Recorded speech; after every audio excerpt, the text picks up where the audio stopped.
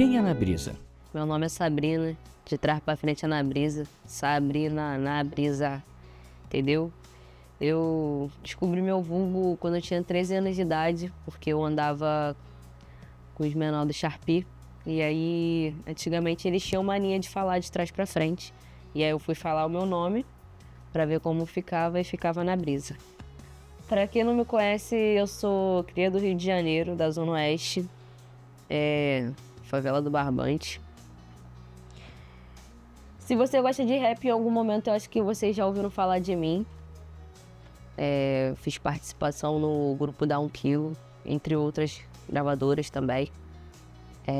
Estourei muito ali no ano de 2017. E essa música foi a primeira vez que eu entrei no estúdio profissional. Eu nunca tinha entrado. E a primeira vez que eu entrei no estúdio profissional, eu gravei uma música de 200 milhões. E o engraçado é que tinham me levado para fazer um teste, né? Eu comecei aos 13 anos, indo para as batalhas de rap. Na verdade, eu comecei antes. Comecei a escrever aos 7 anos de idade, escrevi umas poesias. E aí mostrava para minha mãe do desenho, fazia um desenho, do desenho fazia uma música. E aí minha mãe falava, filha, você vai ter que ser cantora. Eu, mãe, você é cantora, escrever uma música, ouve minha música nova. E aí eu cantava na igreja também, né? Com 13 anos, assim, mais ou menos, eu fui, tipo, crescendo. E eu sempre tive um jeito um pouco rebelde, meu cabelo, minhas roupas eram diferentes, né? Das meninas da igreja. E aí acabou que eu não pude mais cantar, porque eu raspei a cabeça do lado. Com 13 anos de idade. E aí foi quando eu comecei a ir para as batalhas de rima. Comecei a pegar trem e rodar o Rio de Janeiro todo, botando a cara nas batalhas, 13 para 14 anos. Nisso eu fiquei até os 15, foi quando eu fui vista. E aí me chamaram, me viram batalhando e me chamaram para fazer esse teste. Foi a primeira vez que eu entrei no estúdio. Eu tinha 16 anos, estúdio profissional, né, claro. Eu já tinha entrado em outros estúdios antes, mas nada muito profissional. E aí foi quando eu gravei essa música e foi quando eu fiquei muito conhecida e estourei. E fui gravando em outras gravadoras também, né? E é isso. A Ana Brisa surgiu daí. Como tudo começou na sua carreira? Você sabia que queria ser cantora de rap? Eu não sabia que eu queria ser cantora de rap, eu queria ser cantora, né? Mas não de rap. O rap me encontrou porque eu não tive a oportunidade de cantar mais na igreja e eu fui procurar o microfone mais próximo de mim, que foi onde eu encontrei. Nas batalhas de rima, na rua. E você é tão ruim que nem o beat que te escutar. E o bagulho é muito louco que eu sigo desenvolvendo. Você falou que tem talento, mas talento eu não tô vendo. Só tô vendo pau pequeno e muito ego. E você fala muita merda e a verdade que eu prego. Você vai falar, né? Então a rua me acolheu daí.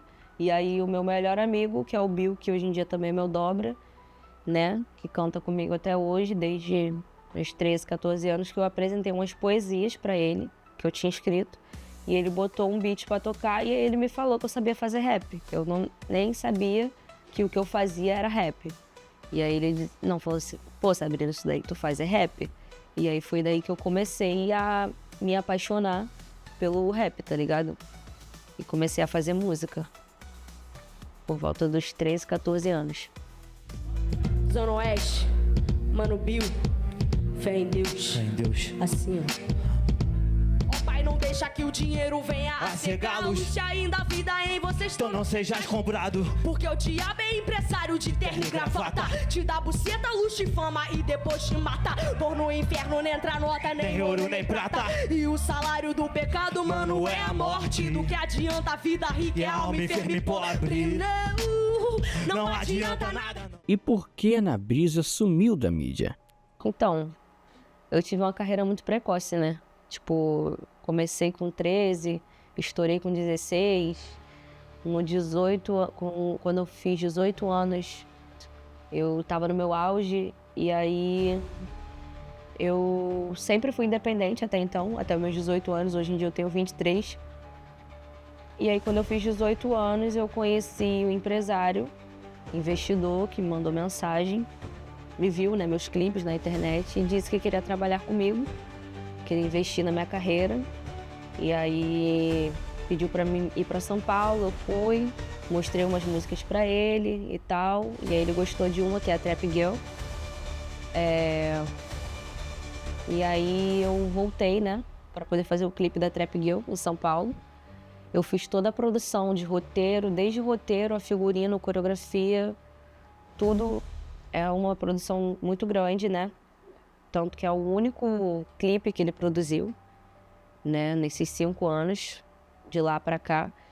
E na gravação desse clipe eu tive um aborto espontâneo, porque eu estava grávida da minha filha. Antes do Emanuel, para quem não sabe, eu sou mãe de 2 crianças, do Emanuel e do Brian. Emanuel vai fazer 4 anos e o Brian vai fazer 2. Mas antes do Emanuel eu tive uma menina, que eu estava grávida de 4 meses. E devido a esforço físico nesse clipe, de gravar no sol, andar de bicicleta no sol, jaqueta de couro, roupas apertadas, né? Que a figurinista na época não se atentou. E aí, devido a esforço físico, porque no primeiro dia foi 2 dias de gravações. E aí, no segundo dia, no final do clipe, eu cheguei no hotel, né? Onde eu estava hospedada. E eu fui no banheiro e eu comecei a sangrar. E quando eu vi, tava saindo pedaços do feto da minha filha, desmontando. E aí eu tava sentindo muita dor. Foi quando eu liguei para esse empresário e falei, eu tô perdendo o bebê, eu preciso voltar pro Rio de Janeiro, porque eu tô sem ninguém da minha família aqui, tenho 18 anos, eu tô desesperada, eu tô sentindo muita dor. E ele falou pra mim que pra mim voltar eu tinha que assinar uma autorização de imagem, senão todo o clipe, todo o trabalho que eu tinha feito ia ser em vão. Que precisava da autorização de imagem pro clipe sair. Mas não era uma autorização de imagem, era um contrato de 10 anos, com renovação de mais 10. E isso eu tinha 18 anos, já se passaram 5 anos, né? Um mês depois eu voltei pro Rio de Janeiro, não, um mês não, eu voltei pro Rio de Janeiro com o bebê morto dentro de mim. Fui pro Rocha Faria, fiz a raspagem. Um mês depois eu engravidei do Emanuel. E aí ele nasceu ali em 2020, no ano da pandemia, né? Então eu fiquei a gravidez toda, sim, praticamente sem conseguir trabalhar. Voltei a trabalhar já desesperada ali nos 7, 8 meses que eu gravei o clipe de Luz Própria, que é até um clipe que eu tô com o maior barrigão dele. A razão do ego me enganou. Porra, pra que ser melhor que alguém? Se eu posso ser melhor que eu, ninguém pode ser melhor que Deus. Ninguém é superior ao rei, ninguém pode me pisar, ok? Tudo que eles querem é me ver cair, mas como é que ganha a dona do game? E aí eu parei ali por conta que esse empresário, ele me ligava pra falar que eu não era feminista, pra falar que eu gostava de piroca de negão. Eu não sei como vocês vão colocar isso daí, mas ele realmente me ligava pra falar essas coisas. Durante 2 anos na minha carreira foi isso. Ele, não, você não pode trabalhar porque você tá grávida, enfim. E aí, no meu resguardo, eu recebi uma ligação de um outro empresário lá dos Estados Unidos, dizendo que ele estava tentando me vender por 200 mil.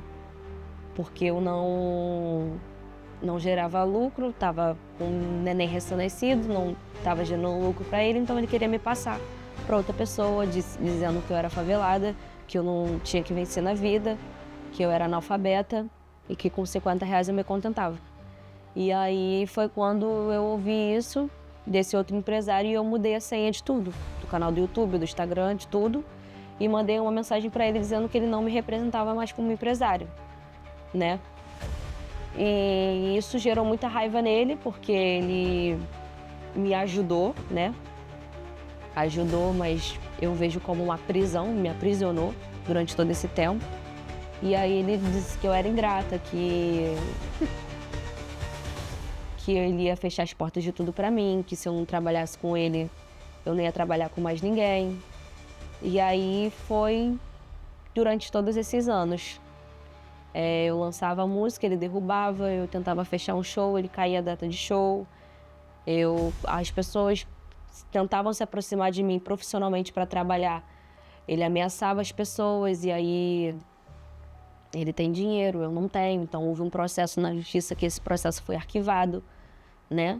Ele me tomou tudo e eu fiquei sem nada. 1 ano depois eu continuei trabalhando, lançando música, mesmo ele tentando me atrapalhar com essas dificuldades, eu não desisti do meu sonho. Eu continuei lançando, trabalhando.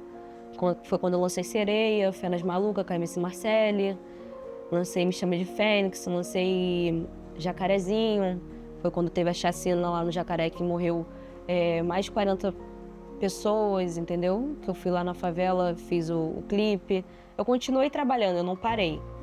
Mesmo com ele tentando me impedir. Só que quando você lança uma música no YouTube, que esse clipe é derrubado, quando ele volta novamente, ele não volta com o mesmo engajamento. Então ele foi quebrando meu engajamento assim, entendeu? Até que chegou um período que eu engravidei novamente, que é do meu filho mais novo, do Brian.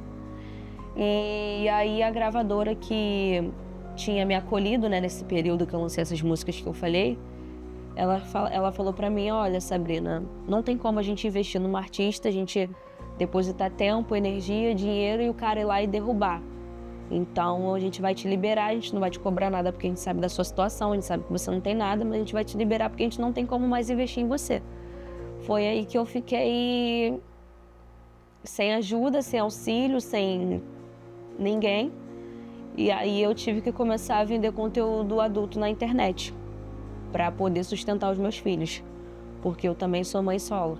Por isso que eu estou vindo aqui fazer esse vídeo para vocês, para que vocês saibam o real motivo de eu ter começado a vender conteúdo adulto, de eu ter sumido da cena, do que aconteceu com a Ana Brisa. Então eu vim explicar isso para vocês, né, de uma vez por todas. Não só essa questão, mas também todas as outras dúvidas que vocês têm sobre mim. E é isso. Esse foi o motivo pelo qual eu sumi.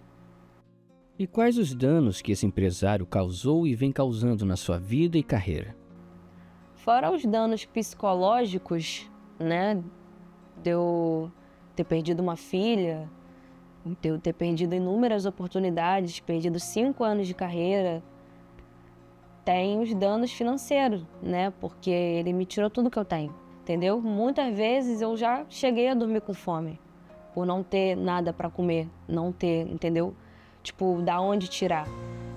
E graças ao conteúdo adulto, eu não me envergonho disso, sabe? Porque eu sei que uma mãe, ela faz qualquer coisa pelos seus filhos, como uma leoa mesmo, entendeu? Só que isso também me causou um dano psicológico fudido, tá ligado? Porque eu não sou atriz pornô, como o público me denomina hoje em dia, né?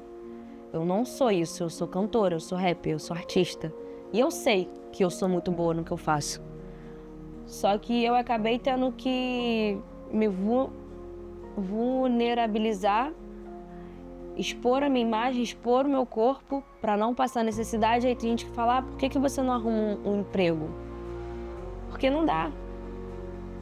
Só por semana eu gasto R$200 para alguém olhar os meus filhos, para poder trabalhar, mas 200 de alimentação, fora roupa, remédio, plano de saúde, não ia caber no meu orçamento, entendeu? Trabalhar como um CLT da vida, fora que eu sou artista e eu sou artista independente, que eu ainda tenho que investir no meu trabalho, nos meus clipes, no figurino, maquiagem, equipe, e eu ainda tenho meus filhos, ainda tenho a minha casa, ainda tenho minhas despesas também, como mulher. Então, assim, danos financeiros, dano psicológico, dano de pânico, de você estar andando na rua e não saber se alguém vai te jogar dentro de um carro, se alguém vai te sequestrar, se alguém vai te matar. Muitos danos. Danos de opressão. São 5 anos sendo oprimida, são 5 anos sendo silenciada, 5 anos sendo extorquida, sendo roubada. Então, assim, eu acho que a minha maior raiva é de não poder estar podendo proporcionar o melhor para minha mãe e para os meus filhos. Falando nos seus filhos, como é lidar com a maternidade e a sua carreira ao mesmo tempo? É muito difícil, porque tem momentos que eu só queria ficar com eles, cuidar deles e, né, dar uma atenção. E eu não posso, porque eu tenho que ser pai e mãe. Tenho que sair, eu tenho que trabalhar para poder levar a comida para dentro de casa, e as pessoas não entendem. As pessoas querem julgar, querem falar, não é mãe, não é responsável. Mas, assim, eu trabalho de segunda a sexta, todos os dias em prol do meu sonho. Então, assim, tem dias que eu cansei de ver o sol amanhecendo com eles no colo. Pra quem não sabe também, na gravidez do Emanuel, a gente foi abandonado, então eu passei a pandemia inteira, só eu e o Emanuel, eu conversava com ele na barriga. Ele era o meu único amigo, entendeu? Então, assim, o pai do Emanuel foi morar com outra mulher quando eu tava grávida. A gente ficou sozinho, eu passei muita dificuldade na pandemia. E fora esse empresário me martirizando a minha mente nesse período. Então, assim, o Emanuel, o nome dele já diz tudo, né? Emanuel, que significa Deus conosco. Ele sempre foi o meu melhor amigo. Sim, eu falo assim porque ele foi meu primeiro filho, assim, primeira gestação, primeira experiência. E ele me deu muita força nesse momento que eu estava presa num contrato, grávida, na pandemia, sozinha, dormindo no chão, numa casa que minha casa na época ainda não estava construída. Era só um colchão no chão, a parede assim no embolso. E dali ele me deu muita força, porque eu construí minha casa na época para fazer o enxoval dele. Eu tive que vender o meu catálogo, que são as minhas músicas que estão no meu canal do YouTube. Eu tive que vender e eu acabei vendendo por um preço muito barato, preço de banana, pelo desespero, né? E hoje em dia eu sei que o meu catálogo vale muito mais. Então, por eu ter vendido meu catálogo, hoje em dia o que eu recebo da música é muito baixo. Por isso que eu também tive que começar a vender conteúdo. Então, assim, os meus filhos, tanto o Braia quanto o Emanuel, eles vieram em fases que eu falo, eles me livraram da morte. Várias vezes eu já era pra mim estar morta, mas os meus filhos me deram a força pra me levantar todos os dias, às vezes cansada, ir lá fazer uma mamadeira, varrer uma casa, sabe, fazer uma comida, tirar um piolho, dar um banho, entendeu? Lavar o nariz, coisas que, assim, muitas das vezes a gente tendo uma ajuda do nosso lado, pô, parece não ser nada, mas é cansativo, ainda mais com 2 crianças. Teve momentos, cara, que eu tava, assim, muito cansada, eu tinha que botar um pra dormir, aí botava na cama e pegava o outro, botava, e, assim, sabe, sozinha. E eu não quero entrar em detalhes dos pais deles, porque eu acho que isso aí eu vou deixar para um outro momento. Porque aqui eu vim para falar sobre mim, sobre a minha carreira, sobre a minha história. Mas é muito difícil você ser mãe solo no Brasil e você ser artista ao mesmo tempo. Porque você não tem uma garantia de salário, sua vida financeira é altos e baixos, como uma roda gigante. E filho, para quem é mãe, sabe que a demanda de fralda, leite, roupa, remédio, tudo é caro, entendeu?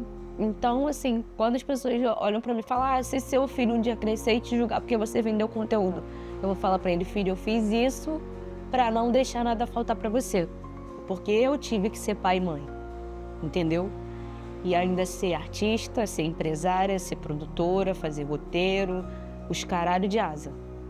Mas a gente é mãe, né? Então a gente dá o nosso jeito e no final dá certo, porque eu acho que no momento em que nasce um filho, nasce também uma mãe. Eu achava que a gente se tornava mulher quando a gente ficava mocinha, mas não, a gente se torna mulher quando a gente vira mãe.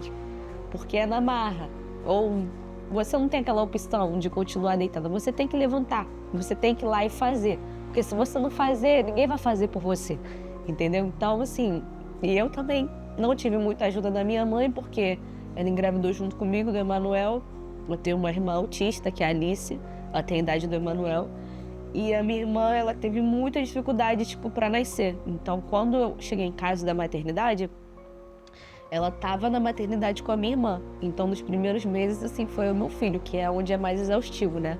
O período da amamentação, que fica sem dormir. Então, assim, foi eu, Deus e meu filho. Então, não importa o que as pessoas vão me falar, que você vendeu, que você fez, que você se expôs. Eu sei por que eu fiz isso, entendeu? E eu sei a força que os meus filhos me deram. Então, a maternidade me transformou. Meu corpo, minha mente, tudo, sabe? Eu sou outra. Realmente, depois de ser mãe, sei lá, cara, meus filhos são tudo pra mim. Tipo, são minha força, meu gás, meu... Eu sei que um dia eles vão olhar pra mim e eles vão falar assim, cara, eu tenho muito orgulho da minha mãe, porque ela foi muito forte. Ela foi muito forte, mas É isso, não vou falar mais dele não, falar, mas vou chorar aqui pra sempre. Como a sua família lida com isso tudo?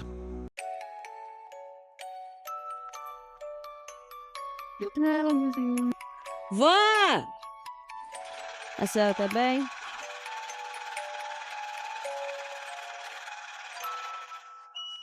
Queria que a senhora falasse um pouquinho da sua neta, que os outros ficavam falando que eu sou racista, que eu sou isso, aquilo. Falasse um pouco das nossas origens, da senhora, da nossa fé. Tá falando que ela é isso e aquilo, é uma neta maravilhosa que Deus me deu, né? Deu pra mãe dela, né? É minha neta. E quem tá falando alguma coisa contra ela, tá falando ao contrário. A inveja. A inveja é a coisa mais difícil que tem.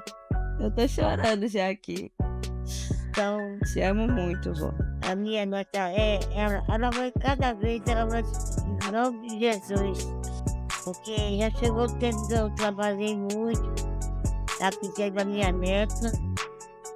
E tudo que ela precisa, ela vai ter. Que Deus abriu o caminho dela, né? Que é o filhinho dela, que é meu neto. Ela é uma neta maravilhosa, eu não tenho que reclamar dela. Te amo, vó. Obrigada, tá? Obrigado por terem me visitar. Nada, vó. Né? Sempre vou estar aqui pra você. Daqui a pouco tua neta vai estar grandona aí. Vou poder proporcionar um descanso de paz pra senhora. Um beijo pra você. A minha era assim, mas não mexe com as minhas crias, não. Entendeu? Mexer com as minhas De raça. daqui é tudo pra mim, meus netos, meus netos. Entendeu? Mas eu vou ficar bom. Em nome de Jesus. Eu sou da igreja, mas desculpa dar um pulo lá no forró. Eu gosto muito de forró. Adoro forró. Hoje em dia, o cara quer tá virando terceirão. Vai criar carne de novo e... Isso aí. Ressurgir das cinzas igual uma fênix, né, vó? Isso aí. Vem, Fé, amor. fé e amor. Bom, cara, minha família é uma família de doido. Minha mãe é índia, meu pai é nordestino, arretado. Meus avós também, meus tios. É uma mistura. Pai da Ana Brisa na voz. São um pouco ignorantes, mas são unidos, sabe? Se der merda pra um, vai gerar o pau atrás pra resolver. Mas eles, tipo assim, quando eu falava que eu era criança, sim, que eu queria ser artista, que eu ia ser cantora, eles iam. Ninguém muito acreditou muito em mim, não. Foi acreditar depois que viu o dinheiro entrando, pra ser sincera. Que viu as coisas acontecendo, as músicas estourando, e foi... Não, Sabrina é cantora mesmo.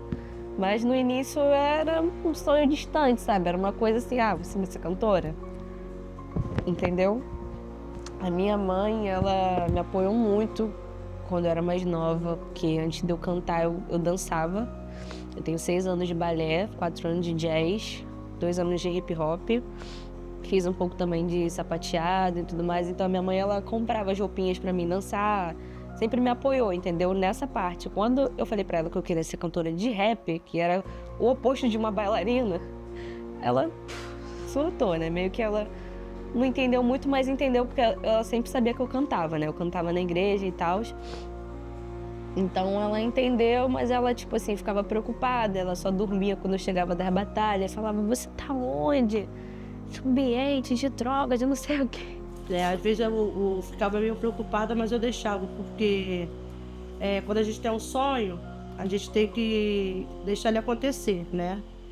Pra mim, como mãe, era muito preocupante por ela ser nova demais, mas quando eu falava não, ela ia do mesmo jeito, fugia pras rodas de rap e voltava tarde, eu no portão esperando, desesperada, mas Deus sempre guardou minha filha, sempre ela conseguiu o que ela queria, né? aparecer como rap, como a voz dela, que é muito linda, eu admiro muito a voz da minha filha, né? E como mãe e filha, ela, né, é normal. Ela é explosiva, eu brigo muito, eu falo assim, eu tô criando o meu próprio eu, né? Então eu falo assim, quando eu vejo ela estourando, brigando e aquilo, eu falo, e eu lá atrás, né? Quando eu era adolescente, quando eu era mais jovem. Mas assim, a minha mãe, a gente já teve algumas desavenças, porque ela tem um jeito muito diferente do meu. Mas ela é minha mãe, né? Mãe é mãe. E eu sei que se um dia eu precisar, é ela que vai estar lá por mim, ela que vai me ajudar. E falar da minha mãe é muito delicado pra mim, porque minha mãe, ela passou a minha gravidez inteira numa maca de hospital, porque o sonho dela era ter uma menina, né? Eu já tinha 2 irmãos homens, ela já tinha 2 meninos, e o sonho dela era ter uma menina. E aí ela passou a gravidez toda dela no hospital, porque quando ela engravidou de mim, ela e meu pai se separou. E aí meu pai arrumou uma mulher e tal, e quando a mulher descobriu que a minha mãe estava grávida e que eu era uma menina, ela sabia que que eles iam voltar. E aí ela fez uma macumba pra me matar, essa mulher do meu pai. E aí, tipo, o meu pai é o meu pai que me criou. Mas na família tem uma desconfiança de que eu seja filha de outra pessoa, entendeu? Sem ser o meu pai. Que é uma pessoa que já morreu, uma pessoa que na comunidade que a gente morava, né? Quando os caras lá entrou, falou pra ele fechar o mercado. Ele não queria fechar.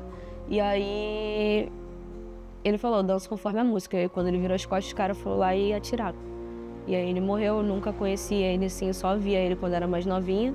Daí a minha mãe, voltando pra história da minha mãe, ela teve vários problemas na minha gravidez, água na preula, não sei, várias doenças que, tipo, teve que bater raio-x, coisas que grávidas não pode fazer. E aí entrou aquelas senhorinhas, sabe, que vai no hospital fazer oração. E aí já entrou falando em línguas e tal, falando, nossa, que princesa linda, não sei o quê. Aí minha mãe já olhou espantada, tipo, nem te conheço, como sabe que minha filha é mulher. Ela falou, sua filha tem um dom muito lindo de cantar, ela tem uma voz muito linda e a senhora sabe porque a senhora tá aqui? Aí ela, não. Aí ela, posso orar? Posso botar a mão na sua barriga? Minha mãe pode, não sei o quê.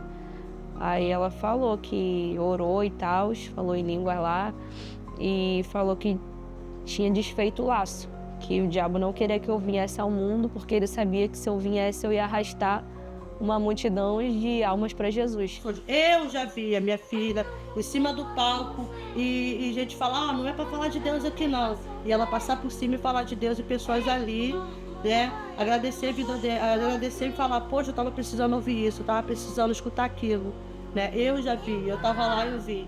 Então, quer dizer, a palavra de Deus sempre vai ser permanente na nossa vida. Haja o que houver, haja o que acontecer, Deus sempre vai estar presente na nossa vida.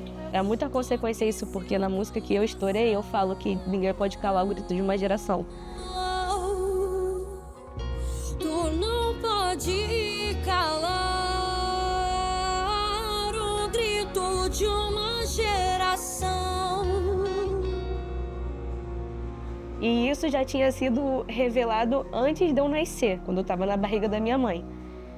E aí, quando eu nasci, os médicos falaram pra minha mãe, sua filha é um milagre, porque ela tinha 1% de vida. Se ela nascer com sequela, cega ou até mesmo morta, mas a sua filha nasceu perfeita. E eu saí toda de rosinha do hospital, gente, muito linda. E assim, a minha mãe, a gente sempre teve essa conexão, né, desde do ventre. E aí, tipo, a gente se afastou um pouco depois que ela teve a minha irmã, porque eu fiquei um pouco enciumada, porque eu era a única menina. E eu também tenho uma outra irmã, que é adotiva, que é a Ana Clara, que também é minha melhor amiga. Minha irmã é minha melhor amiga, Ana Clara. Ela sempre me ajudou em tudo. Ela faz sobrancelha, ela se precisar fazer um cabelo, uma coisa pra clipe, ela me ajuda. Então, assim, a minha família, por mais que ela seja muito doida, muito surtada, muito problemática, ela é muito unida ao mesmo tempo, entendeu? Então, por mais que pra eles seja uma realidade longe, que um dia eu vou estourar e tudo mais, eu sinto que, no fundo, eles acreditam nisso, tá ligado? Que isso um dia vai acontecer. Eu quero que minha filha brilhe, eu quero que minha filha chegue lá onde ela quer chegar. né? Eu oro, eu torço por isso. Eu não posso sair derrubando um monte de coisa para ela passar. Mas cada obstáculo que ela tá passando, eu tô ali, ó, do lado dela. Vai lá, filha. Mesmo de longe, às vezes quando a gente tá brigado, porque a gente briga muito, né? Quando eu tô chateada com ela ou ela comigo, que ela sai ali naquele portal e eu falo, Senhor, leva minha filha, guarda ela, né? Guarda minha filha, onde ela tá, quando ela demora a chegar. E hoje em dia eu não posso mais acompanhar tanto ela. Eu tenho uma filha autista, nível 2, onde me tira muito tempo, né? E eu tento ajudar ela com meus netos, né? Ajudando ela com as crianças. Mas essa parte hoje em dia eu não consigo mais acompanhar, né? E agora ela tá mais no objetivo do sonho dela, que é ter o dinheirinho dela, a parte financeira dela, já que outros estão prejudicando lá. E eu sei que vai dar tudo certo. Vai dar tudo certo porque uma mãe não cria um filho para ser perdedor, a mãe cria um filho para ser vencedor.